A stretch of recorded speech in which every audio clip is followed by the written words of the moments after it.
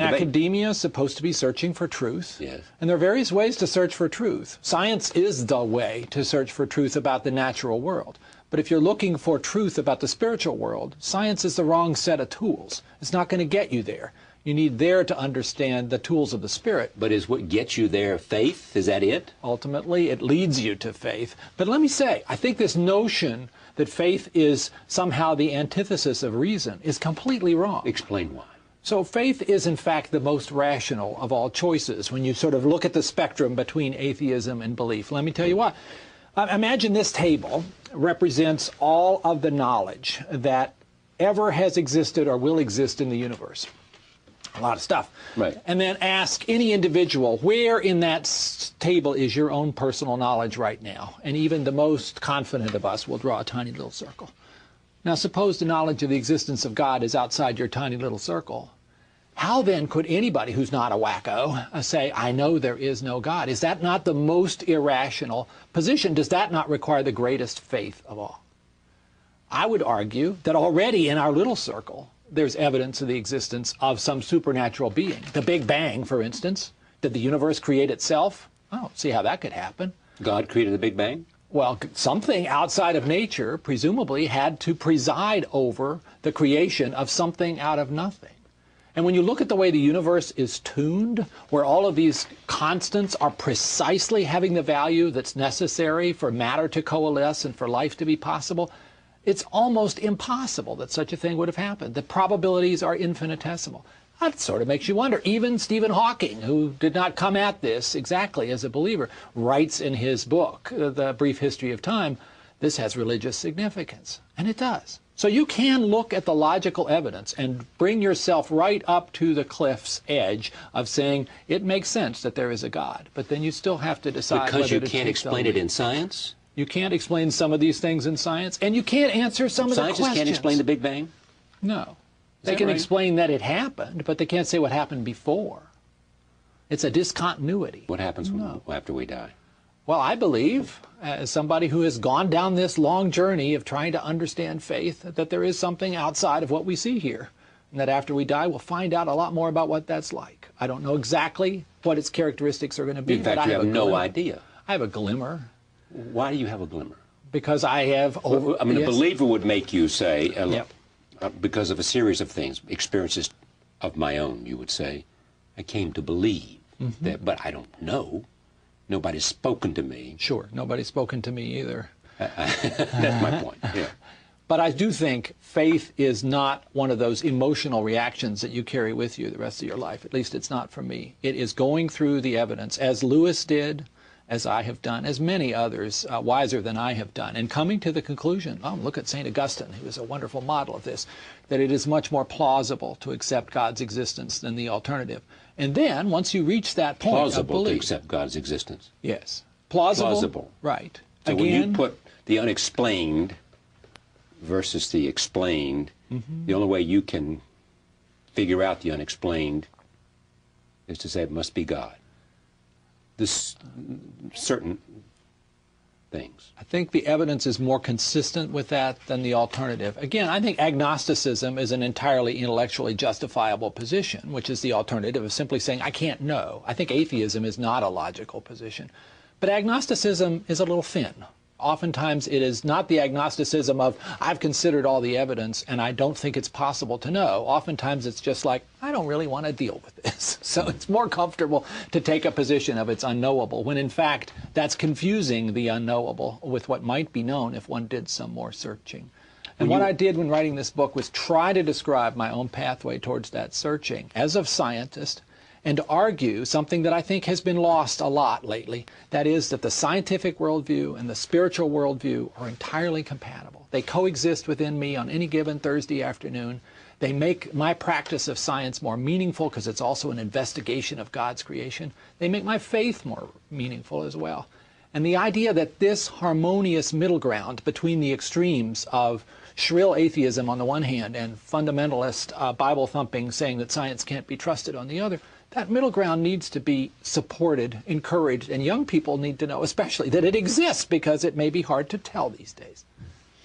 Richard Dawkins on this show also said, take a look at this. I'm an atheist, but most evolutionists in America would probably pay lip service to the idea that there is no contradiction between them, and that people who want to believe in God do so long as they don't trespass on science's turf. What's the best thing you can say about faith? Not a lot. I mean, I think faith is pernicious because it teaches people, especially teaches children, that believing something without evidence is a virtue. And in extreme cases, it teaches people or is it just believing about one thing as a virtue? Either way, I think it's a bit pernicious because I think that children should be taught to seek evidence. They should be taught to be skeptical. If they're told something, they should immediately say, what's the evidence for that? Whereas faith teaches you not to ask for the evidence. It teaches you this is true because it's true because it's true. You just have faith and you don't have to justify it. Richard Dawkins, a popular scientist from Cambridge and very articulate fellow. Very articulate guy. You would part company with what he said? I would agree with what he said, that we should teach young people to seek the evidence before drawing a conclusion. That's what drew me to become a believer after I had been an atheist. When I went and looked at the evidence, it was more convincing to me to believe in God than not to. The mistake that I think Dawkins makes is he only accepts scientific evidence as any criterion for making a decision. If God exists, God is outside of nature. Science is the way we investigate nature. It does not help us with this question of God. Let me put this finally into the picture. You and Craig Venter got lots of credit for mapping the human genome. Did that have an impact on any of this? Because, as you and I had many discussions at that time on this show,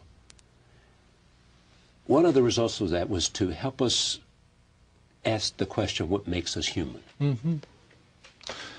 Well, I had been a believer for a couple decades before that came along. For me, doing science was an opportunity to glimpse a little bit of the mind of God. And that certainly was true of reading out the letters of the human DNA.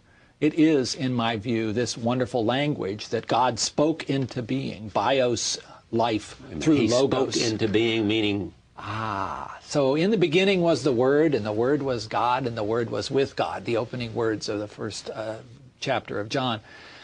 God as the Word, speaking life, speaking peace, speaking love into the world is a very fundamental part of Christian belief. But the Word, interestingly, is also a language. DNA is a language. We're getting a little metaphysical here, but it seems to me if you're willing to accept that evolution had a purpose, that the why was actually God's intention of creating us, then this language you can think of in a certain metaphorical way as God speaking into being, this wonderful double helix with its 4 letters, spelling out information for every living thing in this wonderful, diverse planet we live on. Finally, for me, where are we in mapping the human genome, your science hat? Because that was just the beginning. Yes. What we would learn from it, what we would do with it. Tell me what's happened since, was it 2000? 2000, we had the draft. Right. The finished sequence was completed in April 2003. Okay, 3 years later. So now, 3 years after that, we are well along with applying that to medical benefit, which was always the point. I'm a physician. The reason I got excited about this project was its hope to transform the practice of medicine. We are starting to see that in isolated instances of particular diseases, particularly cancer. But the full flowering of that genomic revolution is now clearly coming, but probably in the neighborhood of 10, 12 years away. We will, in the next 2 or 3 years, discover the major hereditary factors in diabetes, heart disease, cancer, asthma, schizophrenia, and a very long list of diseases that have been so elusive for so long. We now have the tools to do that because of the Genome Project. And that is going to open our eyes to the causes of illness and provide us with the tools to practice prevention and treatment in ways that we could not have previously dreamed of. It's a very exciting transformation, turning us into truly a rational kind of science that we can apply to medicine and do great things, and things that we desperately need to do for all those people whose diseases we currently don't understand. So the hope is even more realizable. Yeah, absolutely. 3 years after. We get closer every day. And where are you on the stem cell debate? So as a faithful government employee, director of an NIH institute, this is one of those issues that I'm not entirely at liberty to talk about, but I do talk about it a bit in the appendix to this book. I do think human embryos that are created by fusion of sperm and egg are important moral entities and are somewhat different than what happens in this somatic cell nuclear transfer process, which maybe is a more promising medical approach anyway.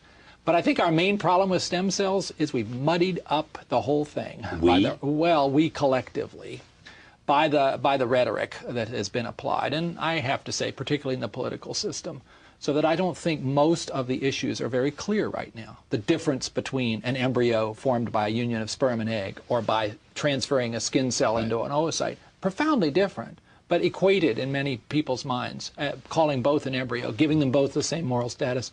We need to at least step back from those dug-in positions if we're going to make any headway.